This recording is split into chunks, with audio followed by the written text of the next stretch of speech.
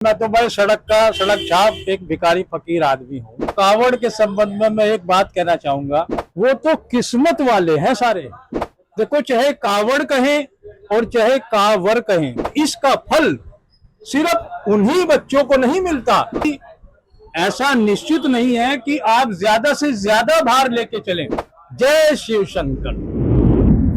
भगत जी कहते हैं सभी लोग, और मैं तो भाई सड़क छाप एक भिखारी फकीर आदमी हूँ। बाकी आपने कावड़ की बात कही, तो कावड़ के संबंध में मैं एक बात कहना चाहूंगा कि जो लोग कावड़ यात्रा पर जाते हैं वो तो किस्मत वाले हैं सारे।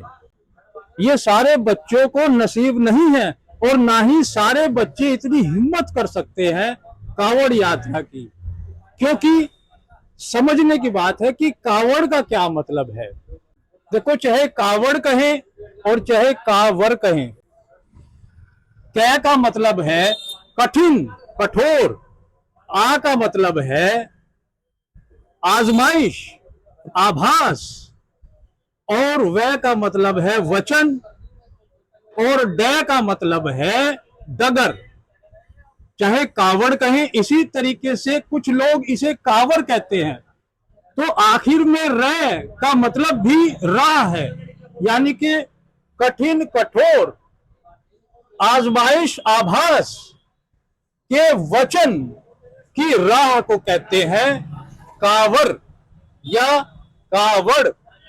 और जो इस शपथ को लेकर के जाते हैं और वापस अपने गंतव्य तक लौटते हैं, वे बच्चे बड़े भाग्यशाली हैं कि अपने जीवन में इस चीज को पूर्ण रूप से सक्षम होकर के पूरा करते हैं।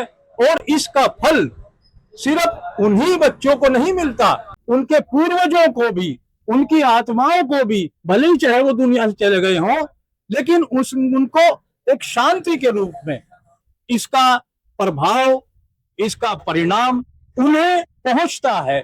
ऐसे ही हर कावड़िए को उसका परिणाम, प्रभाव उसके पूरे जीवन तक मिलता है। क्योंकि इस रास्ते पर चल करके, एक लंबी यात्रा करके, वो शरीर से सक्षम हो जाते हैं, उनके अंदर की बीमारियां खत्म हो जाती हैं। और भार को लेकर के, हालांकि ऐसा निश्चित नहीं है कि आप ज्यादा से ज्यादा भार लेके चलें, लेकिन जितना भी भार आप लेके चलते हैं, ज्यादा से ज्यादा लेके चलते हैं, तो उतना ही शरीर आपका बलशाली हो जाता है। तो इसलिए कावड़ या कावर, चाहे आप इसे कुछ भी कहें, इस आजमाइश पर जो बच्चे खरे उतरते हैं वो बड़े भाग्यशाली बच्चे होते हैं। और सभी को बहुत बहुत बधाई। जय शिव शंकर। धन्यवाद।